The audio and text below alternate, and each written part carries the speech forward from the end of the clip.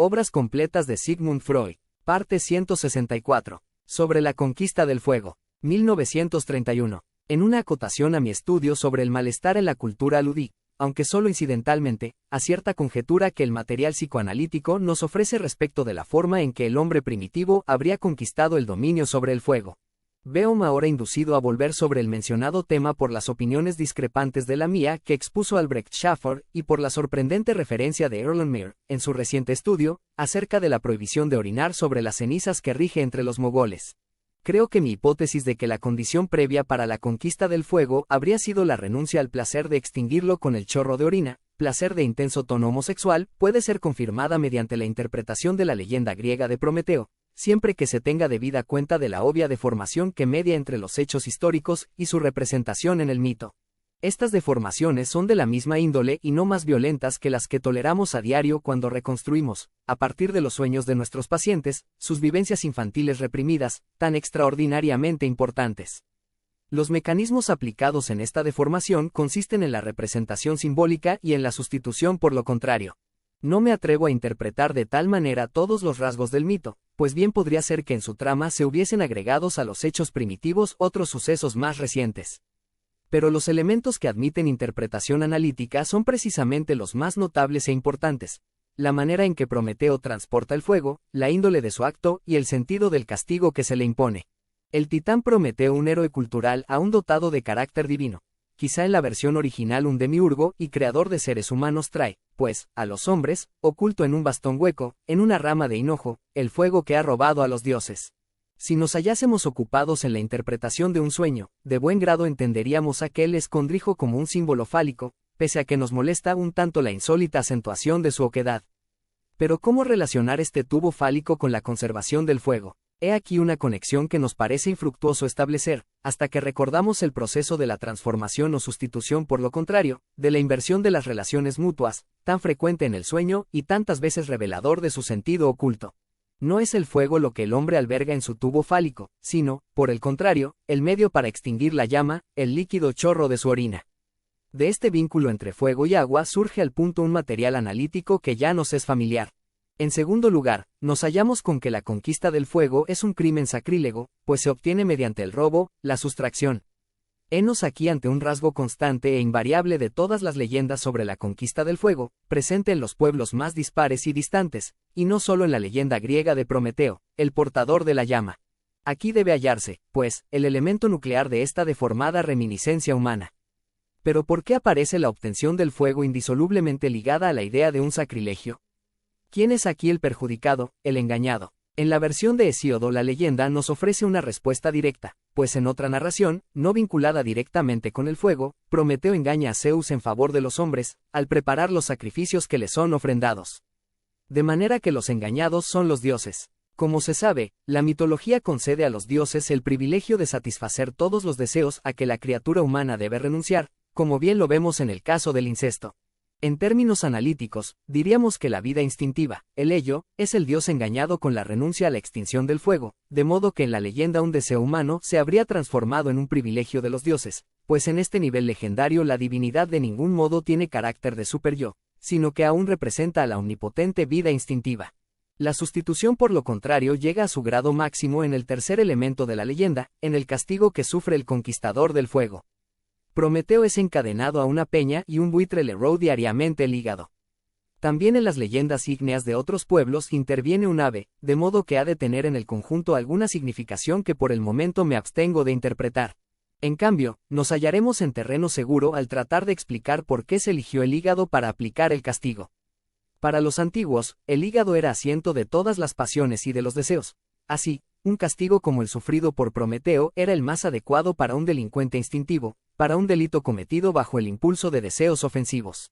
Pero en el demiurgo del fuego nos encontramos precisamente con lo contrario.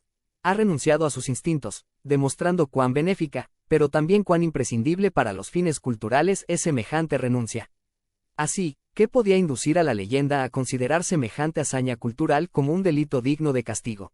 Pues bien, si en todas las deformaciones se transparenta la circunstancia de que la obtención del fuego tuvo por condición previa una renuncia instintual, entonces la leyenda expresa sin ambajes el rencor que la humanidad instintiva hubo de sentir contra el héroe cultural. Y, por otra parte, esto concuerda con lo que sabemos y esperábamos. Sabemos que la invitación a la renuncia instintual y la imposición de esta despiertan la misma hostilidad y los mismos impulsos agresivos que solo en una fase ulterior de la evolución psíquica llegarán a expresarse como sentimiento de culpabilidad.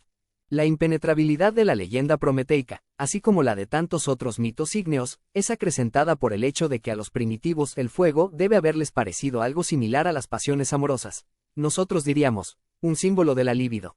El calor que el fuego irradia despierta la misma sensación que acompaña el estado de la excitación sexual, y la llama, con su forma y movimiento, nos recuerda el falo activo. No puede cabernos la menor duda con respecto a que la llama era en sentido mítico un falo, pues aún la leyenda genealógica del emperador romano Servio Tulio lo atestigua. Cuando nosotros mismos hablamos del fuego de la pasión y de las llamas que lengüetean o lamen un combustible, es decir, cuando comparamos la llama con la lengua, no nos hemos alejado mucho, por cierto, del pensamiento de nuestros antepasados primitivos. En nuestra derivación del mito ígneo también aceptábamos que para el hombre primitivo la tentativa de extinguir las llamas con su propia agua representó una lucha placentera con un falo ajeno. Por la puerta de esta asimilación simbólica pueden haber penetrado al mito otros elementos puramente fantásticos que luego se habrían entretejido con los primitivos históricos. Así, es difícil rechazar la idea de que siendo el hígado asiento de las pasiones signifique simbólicamente lo mismo que el fuego, de manera que su cotidiana consunción y regeneración describiría con fidelidad la fluctuación de los deseos amorosos que, diariamente satisfechos, se renuevan diariamente. Al ave que sacia su apetito en el hígado le correspondería entonces una significación fálica que, por otra parte, no le es nada extraña, como nos lo demuestran las leyendas, los sueños, los giros del lenguaje y las representaciones plásticas de la antigüedad.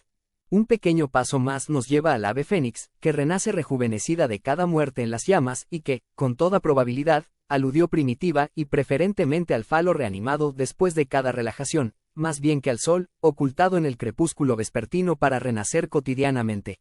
Hemos de preguntarnos si es lícito atribuir a la función mitopoética el propósito frívolo de representar, disfrazados, procesos psíquicos dotados de expresión corporal, por todos conocidos, pero sumamente interesante, sin ser animada por ningún otro motivo, fuera del mero placer representativo. Seguramente es imposible responder a esta pregunta sin penetrar antes en la esencia del mito, pero para nuestros dos casos es fácil reconocer este contenido y con ello una tendencia determinada. Ambos ilustran la reanimación de los deseos libidinales después de haberse consumido en una satisfacción, es decir, representan su perenidad, y el consuelo contenido en este tema predominante está plenamente justificado, ya que el núcleo histórico del mito trata una derrota de la vida instintiva, una renuncia a los instintos que ha sido imprescindible aceptar. Viene a ser como la segunda fase de la comprensible reacción que presentaría un hombre primitivo ofendido en sus instintos. Una vez castigado el delincuente, se le asegura que en el fondo nada malo ha cometido. En un punto inesperado de otro mito, que al parecer muy poco tiene que ver con el fuego, nos topamos con la sustitución por lo contrario.